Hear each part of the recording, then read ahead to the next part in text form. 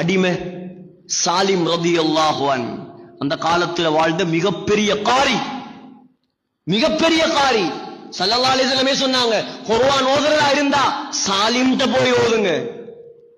சஹாபி அபூ ஹுதைஃபாவுடைய அடிமை சாலிம கூப்பிட்டாங்க, வா சாலிம் போவோம்.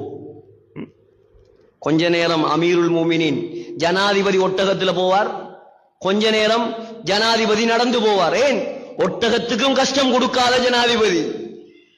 ரெண்டு பேர் போறல்ல, ஒரு ஆள் நட, ஒரு ஆள் ஏறு. இப்படியே போகுது பிரயாணம். எங்க? மதீனாவில இருந்து பலஸ்தீனுக்கு கிட்டத்தட்ட 2000 கிலோமீட்டர் போகணும். எப்படி கஷ்டப்பட்டு போயிருப்பாங்க யோசிச்சு பாருங்க. நம்மட வாழ்க்கை எங்க இருக்குது, நம்மட முன்னேற்றம் எங்க இருக்குது, நம்மட தொடர்பு எங்க இருக்குது, நாம என்னத்தை யோசிச்சுட்டு வாழ்றோம் உலகத்துல. இதை வழங்குறதுக்கு தான் இந்த பயான். போறாங்க போறாங்க உமர் ரலியல்லாஹு அன்ஹு போறாங்க. இப்ப பலஸ்தீன் நெருங்குது, பலஸ்தீன் நெருங்குது. யார டேர்ன் தெரியுமா?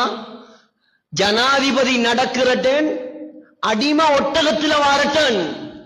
அடிமை சொன்னார், பலஸ்தீன் வருது, பரவாயில்ல, நான் நடந்து வாரேன், நான் நடந்து வாரேன், நீங்க கொஞ்சம் ஒட்டகத்துல வரலாமே. சரி பொத்துவாயே, ஒண்ட டேர்னா நீ ஒட்டகத்துல வா, நான் நடந்துதான் வருவேன்.